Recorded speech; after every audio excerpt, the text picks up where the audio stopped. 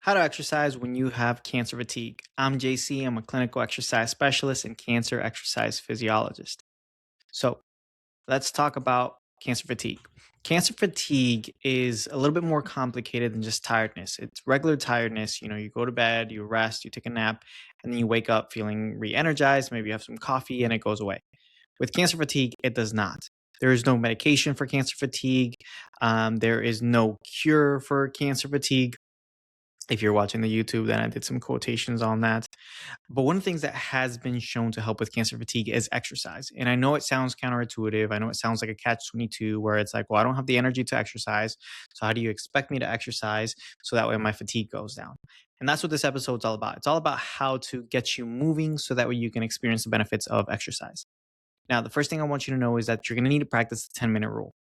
There is a mental hurdle or barrier that you're going to have to overcome in order to get started with exercise. And that is the barrier of I can't move or I can't exercise. Exercise does not always have to be 10 miles. It does not have to be 500 pounds. It can be just some form of movement to get you started into your routine. And that's where the 10-minute rule comes in. Basically, you give yourself 10 minutes. So, for example, let's say it's a walk. You're walking 5 minutes out and then 5 minutes back, 5 minutes back. If by the end of those 5 minutes and 10 minutes, you feel better, you go into your workout and you do 10 minutes of just activation, feel good exercises. If by that point you feel good or feel better, then you can go into your actual workout routine. But let's take it back a notch. Let's say that after the 10 minutes you don't feel well. Well, then you go rest. You go meditate, you go journal, do some other activity that you feel more comfortable doing. Then after 2 3 4 5 hours 10 hours whatever it is, you can go ahead and practice a 10-minute rule again to see if getting some movement helps you. What happens is that cancer fatigue is associated with many different things, but one of the things that it's associated with is also inflammation in the body. So in order to reduce inflammation, you do need to get your body moving. So about 5 to 10 minutes is more than enough for most people to kind of help start getting an impact on inflammation to help you feel better. But it does take some form of movement. You can't just lay down and expect the fatigue to go away, because that's when you fall into the fatigue cycle, or what I like to call the fatigue insanity cycle, where you rest, wake up, you're tired. So you go rest, you wake up, and then you're tired again. And then that's just driving you nuts. So instead, the best way to break that cycle is to just do a 5 to 10 minute walk. Commit yourself to 5 minutes out and then 5 minutes back, and then see how your body's feeling. It doesn't have to be a walk. This could literally be a stationary cycle. If you have one, maybe a little bit of movement on the Peloton, absolutely fine as well. But what you're going to notice is that you're going to start feeling better after that 10-minute walk or 10 minutes of just moving your legs and cycling. You don't need to add any resistance. You don't need to put a weighted vest on. You don't need to go up a hill. The whole purpose of this is just to take 10 minutes to see how your body is responding to the movement. If you're having a positive response to the movement, you're feeling a little bit better, then you can continue into an active movement session where you're actually doing some activating exercises, some stretches, a little bit of mobility, and some activating exercises to get your joints and muscles ready for the workout portion. Okay. Now, if you don't feel better, then like I said, you go back and rest. There's no harm, no foul, no stress of I'm lazy, because you already did your 10 minutes. 10 minutes is the bare minimum threshold to make you feel better physically, but also mentally throughout your day. Now, let's say that you take 10 minutes, you feel a little bit better. That's when you're going to take 10 more minutes to see how your body's responding. Everybody's going to be different. You're different than somebody else. So your body's going to respond differently than the person next to you at the gym, right? That's why you take an extra 10 minutes to see how your body feels. This is very important. Even if somebody doesn't have cancer, I still recommend taking 10 minutes. For example, for my workouts, I still take 10 minutes just to move my joints around, because I just feel phenomenal afterward. So you're going to take those extra 10 minutes to move your joints, focus on your neck, your shoulders, your hips, and your back. You also maybe want to do a little bit of core activation and exercises, but this is going to make you feel absolutely phenomenal afterward. Now, some people might still feel a little bit tired after doing this exercise.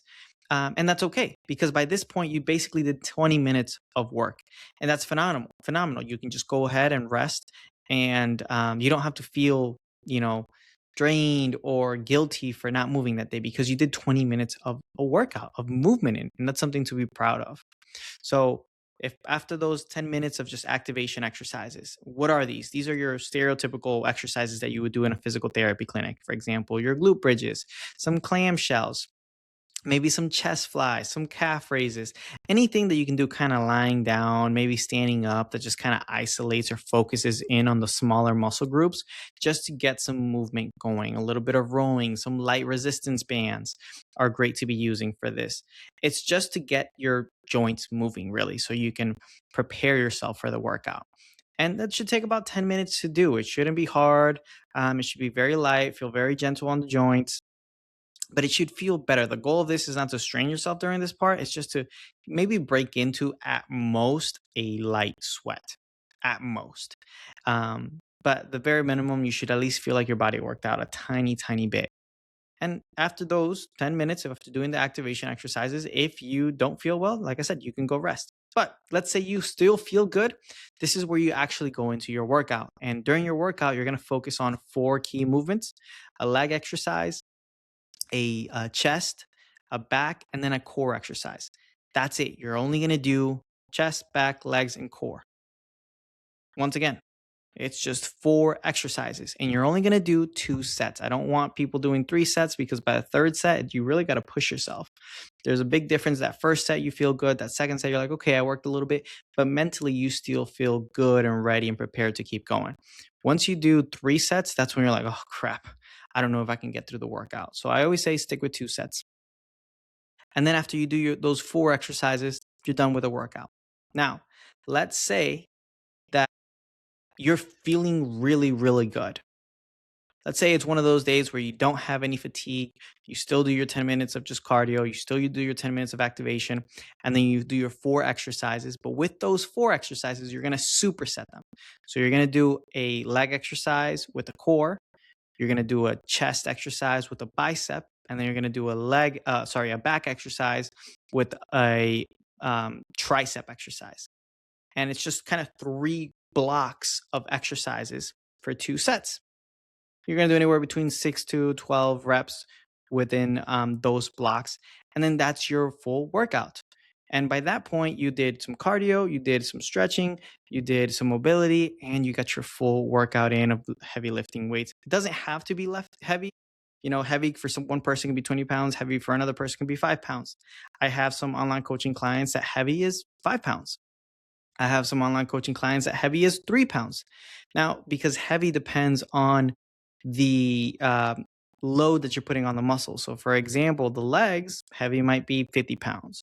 On the shoulders, heavy might be 3 pounds. It really depends on what muscle you're loading and what stage of the cancer journey you are in. If you're after surgery, that's going to change on what heavy means. But I'm just saying heavy as a word to say just some sort of weight that challenges you a little bit to just get a little bit better that day. You shouldn't be feeling exhausted. If you're feeling exhausted at the end of your workout, you can take a nap, absolutely fine. But if after the nap you still feel exhausted, then you need to change your routine up a little bit and bring it back. So maybe you started off supersetting. So you did your 10 minutes rule, you did your activation, and then you started doing your supersets on the days that you're really fatigued and you just kind of white knuckled it. Well, take a step back, still do your routine, but instead of supersetting, just do the four main exercises and see how your body feels. You should always aim to feel better after a workout, not feel like you want to throw up or like, you're just feeling terrible and you hated your workout. The goal is to feel better from it and see improvements. And as long as you're feeling better at the end of your workout, you're going to stay consistent, you're going to be more motivated, and you're going to see improvements because improvements come from the consistency and the overloading over time. So those are some key ways that you can get started working out with cancer fatigue. And like I said before, I do have a full cancer fatigue guide in my bio, in my profile.